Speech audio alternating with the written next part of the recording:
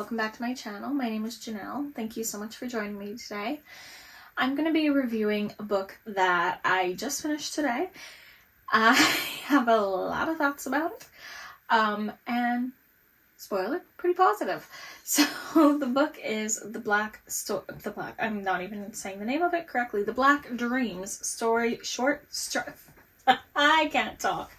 I'll try that again. I won't even edit that out. The Black Dreams, Strange Stories from Northern Ireland, edited by Reggie Chamberlain King.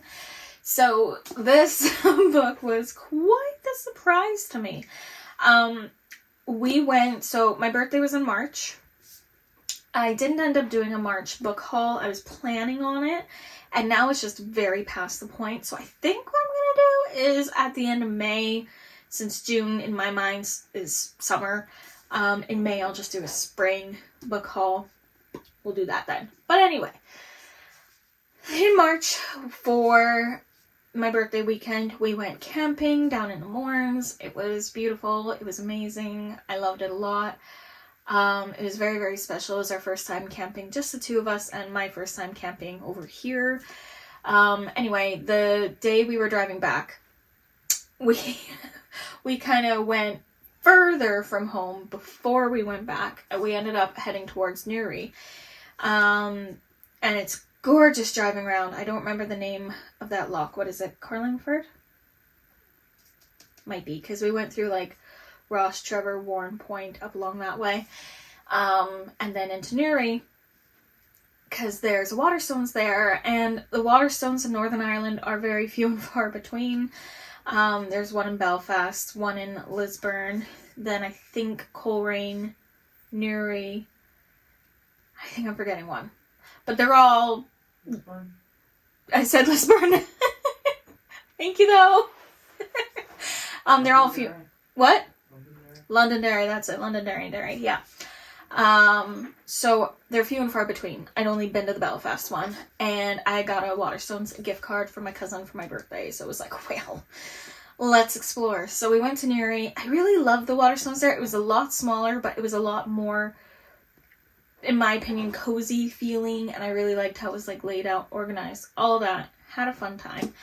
Found this in the SciFi section. So, and it seemed to actually be intentionally there, not just randomly like put down by someone. That's fine. Now it was completely different than I thought it was going to be.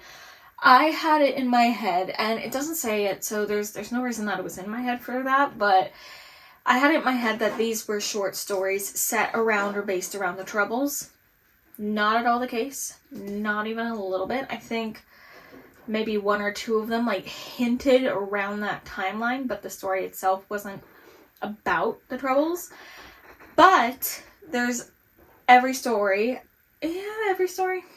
really has an element of magical realism in it, which I really, really quite liked.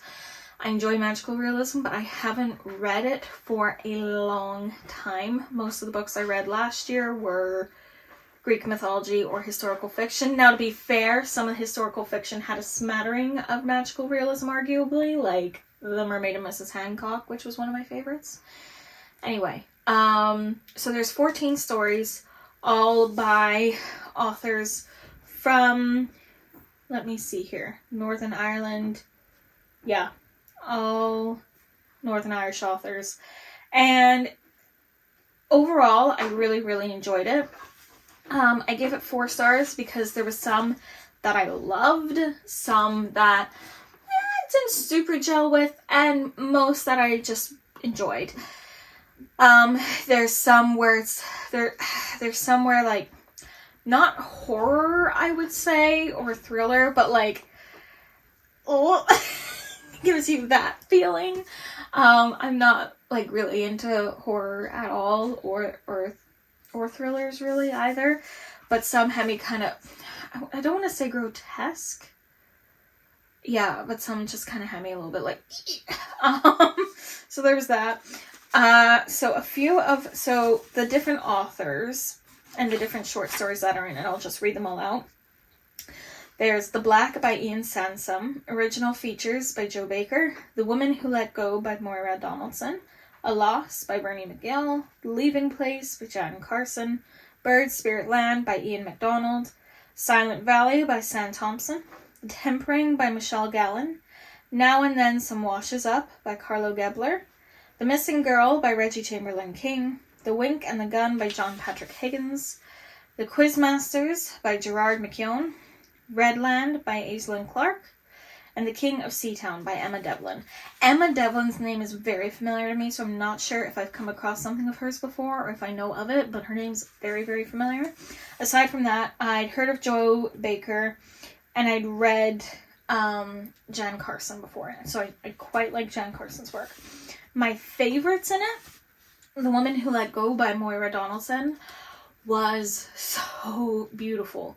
I loved Moira's writing so much that I immediately, so she's a poet, I immediately looked for her published poetry collections, and there was a newer one called Carnivorous, and I ordered it from the press and got it because the way she described nature and this woman's relationship with nature was just gorgeous.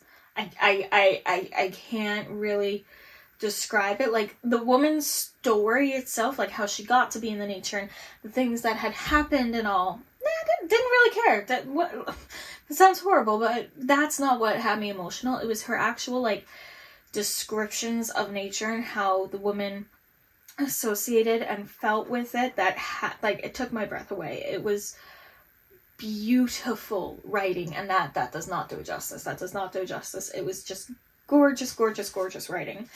The King of Seatown, the last one, was my other favorite. I just love water stuff as well, so I had a good feeling about that one. Though there was a couple others kind of focused around water, and there was a lot of let me see. Which one is it? A Loss by Bernie McGill. That one had a water setting as well. But The King of Seatown I really, really liked it. It was very interesting to kind of read into. And the sea has a voice in it. And I really, really like that one. If you have any phobias or fear in any kind of way of birds, do not read Bird Spirit Land. It's in the title. Avoid it. Don't.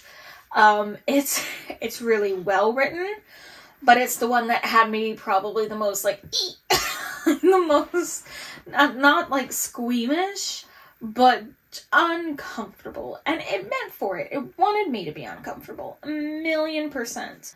There's some the one that Joe Baker did and Bernie McGill did. I'm gonna be looking for more of their work now because of how the stories affected me. But then some of the others, I'm no. Now Carlo Gebler, I think, that's another one I would look into. Gerard McKeown, that one was really well done. Kind of sickening because as stuff is happening and the characters becoming aware of what's happening, you as a reader are also becoming aware of what's happening. So you're kind of getting that rising panic with the character, which was an interesting feeling. Overall, I rated the book 4 stars because majority of them I enjoyed, a couple of them I loved, and then a few of them I was that was there, won't be back. Things like that. But you get that with short story collections, and I like that it was so dramatically different from what I expected, because I didn't think it would be like that at all. So it was really, really cool. I think the cover of it is really interesting. I think it was very, very well done. It was a good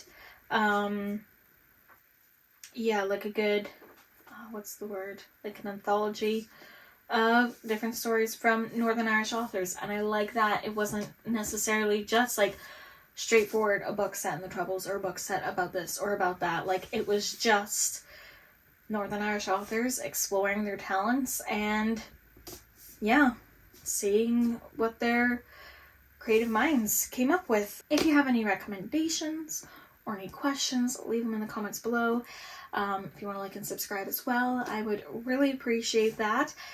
And yeah, I look forward to seeing you in my next video. Thanks so much for watching. Bye.